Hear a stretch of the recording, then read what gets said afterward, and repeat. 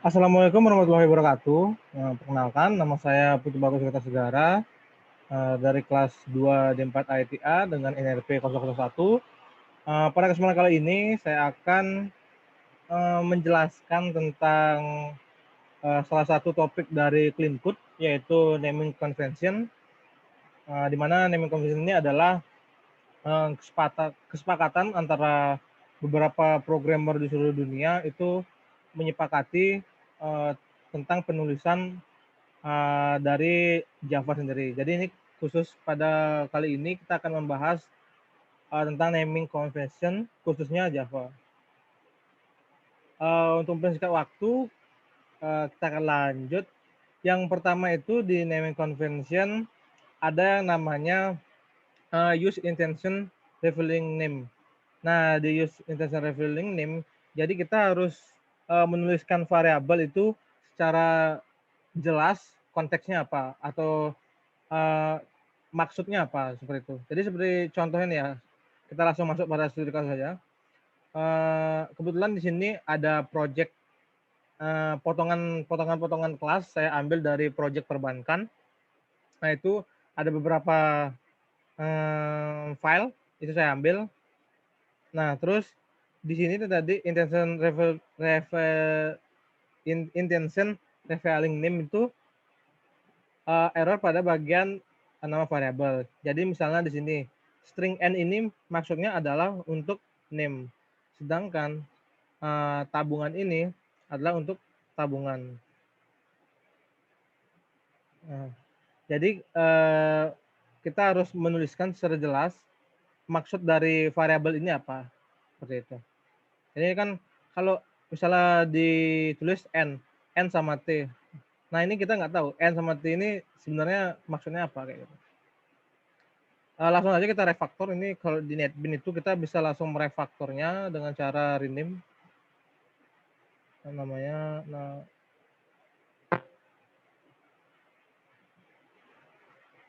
Oh salah, bukan itu.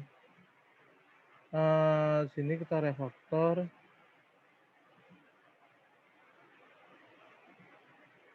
name dan ini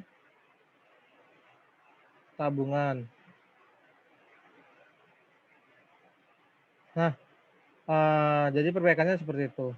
Nah, selanjutnya setelah intention revealing name, ada yang namanya avoid this information. Nah, ini saya kasih contoh di bagian ini.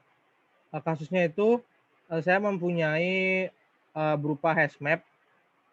Nah, ini tapi penulisan nama variabelnya itu adalah nasabah list. Nah, di sini ada kekeliruan antara nama variabel dengan tipe data variabelnya. Jadi sebenarnya ini maunya itu menuliskan yaitu hash. Jadi ini kita bisa ganti menjadi hash nasabah seperti ini. Jadi untuk informasinya sudah jelas bahwa nasabah ini ada hash-nya berbentuk hash map. Atau bisa juga kita kasih map nasabah, itu juga bisa. Terus untuk menggantinya kita langsung saja refaktor.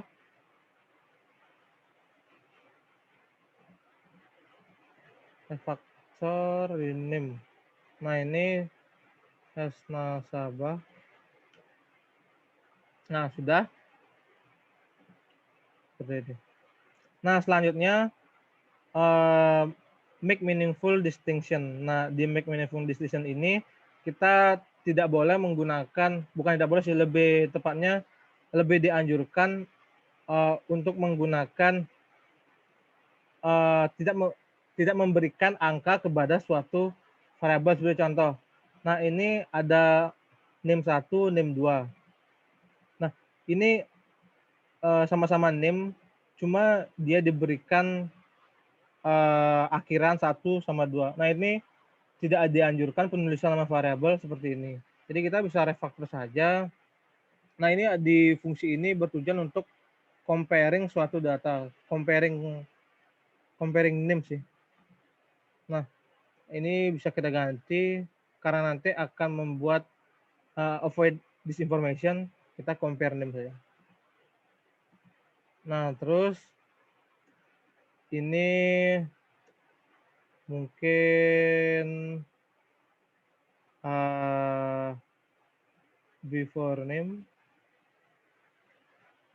sama after name.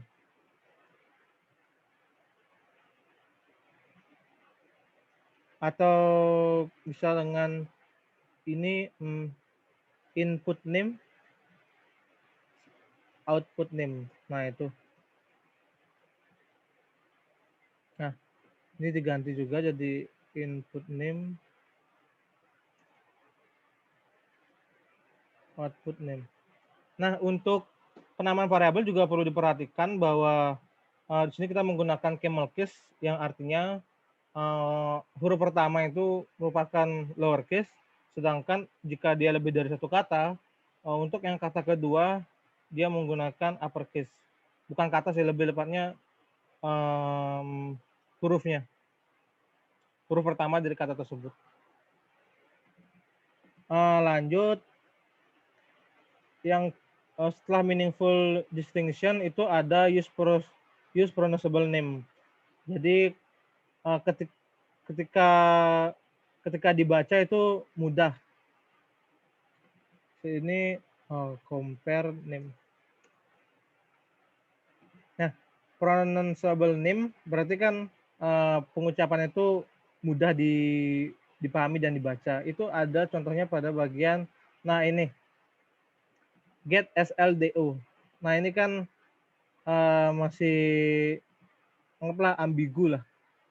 Yang lebih tepatnya itu kan ini sebenarnya get saldo seperti ini. Terus ini juga set saldo. Nah, jadi untuk katanya itu jelas bahwa ini saldo, tidak disingkat-singkat seperti itu. Nah, di sini juga ada contoh penggunaan dari sebelumnya untuk meaningful distinction. Harusnya ini bisa langsung saldo saja. Dan ini juga saldo 2 ini diganti. Ini pakai di saldo. Nah, ini juga saldo 2. Nah, seperti ini. Nah, sudah. Lanjut kita setelah pronounceable name itu ada yang namanya use searchable. Jadi biar mudah dicari. Misalnya saya memiliki bagian bank. Nah, penggunaan angka 0 ini ketika kita mencarinya itu bakal sangat susah. Misalnya ini kebetulan sini memang ada cuma 1 0. Gimana jika ada beberapa 0 sini? Nah, kan tidak mudah dicari. Padahal maksud dari 0 ini adalah berbeda dengan 0 yang lainnya. Jadi kita bisa define di atas yaitu final, dan perlu diingat penggunaan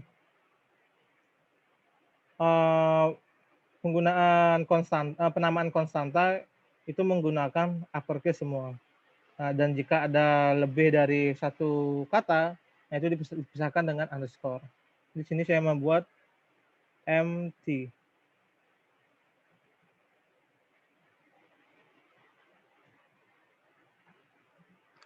Nah, seperti ini.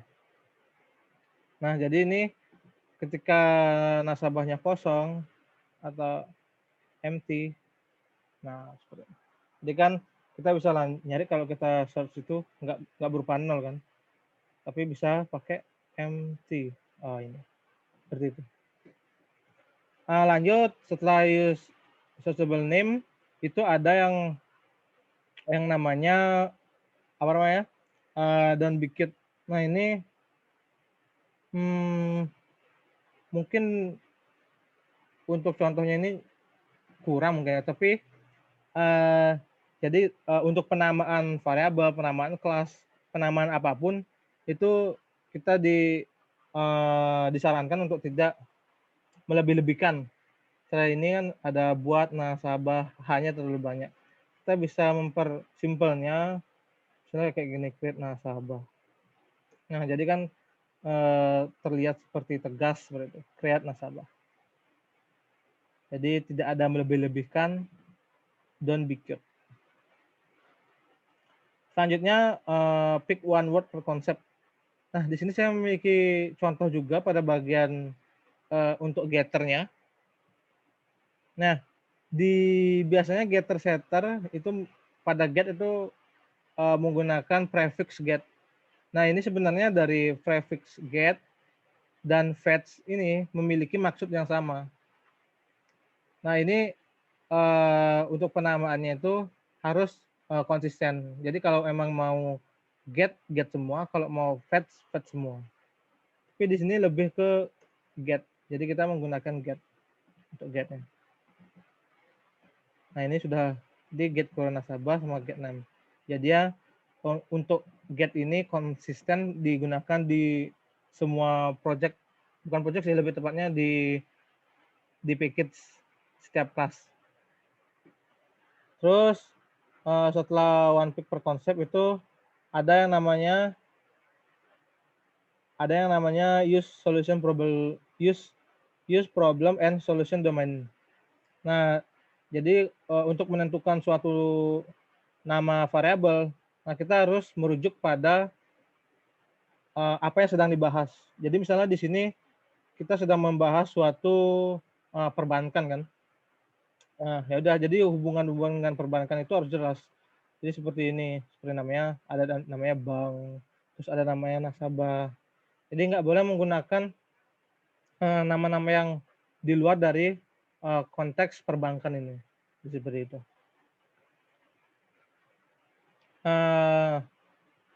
Lanjut untuk ada yang namanya do not add gratuitous context. Nah, gratuitous context ini maksudnya kalau pada penerapan itu nama yang panjang-panjang itu kalau ada bisa disingkat, nah itu disingkat saja. Seperti ini contohnya saya memiliki kelas untuk ATM. Nah, ATM itu kan kepanjangannya Automated Teller Machine. Nah, ini sebenarnya bisa di rename atau dirubah secara refaktor dulu dengan nama ATM saja. Nah ini diperbolehkan untuk mempersingkatnya. Jadi ini menyambung juga sama yang tadi di use problem and solution domain name. Nah itu kan ATM ini pasti kita sudah mengenal di bidang perbankan ini. Selanjutnya add meaningful context. Jadi ini lebih ke saya berikan contoh tadi di bank juga ada ya. Nah, di sini sebenarnya ini bisa di-extend untuk if has nasabah size itu kurang dari empty atau 0. Nah, ini bisa di-extend. Nah, itu merupakan saran untuk add meaningful context. Jadi biar tidak numpuk di sini, jadi kan kita jadi berpikir kan, has nasabah.size kurang dari empty ini maksudnya apa kayak gitu. Nah, untuk mempermudahnya kita bisa membuat fungsi baru, misalnya boolean is empty. Nah, itu tinggal return. Nah, ini dikeluarkan, masuk ke sini.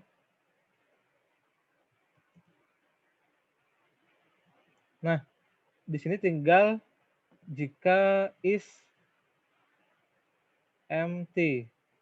Nah, jadi kan jadi orang atau programmer lain yang baca itu jadi mudah. Jadi kan jika kosong, jika kosong berarti dia tidak ada nasabah, kan begitu. Kalau seperti yang tadi itu jika has nasabah.size kurang dari empty, nah ini maksudnya apa kan gitu. Makanya di extend dikeluarkan biar meaningful, lebih tahu lah apa maksudnya. Nah, sudah selesai Untuk penjelasan di naming convention pada kali ini, jika ada salah kata atau maupun penjelasan yang kurang jelas, saya mohon maaf. Untuk next, saya akan menjelaskan tentang programming principle, jadi tunggu saja videonya. Sekian, saya ucapkan wassalamualaikum warahmatullahi wabarakatuh. Saya Putu Bagus Kertasegara, izin undur diri. Terima kasih.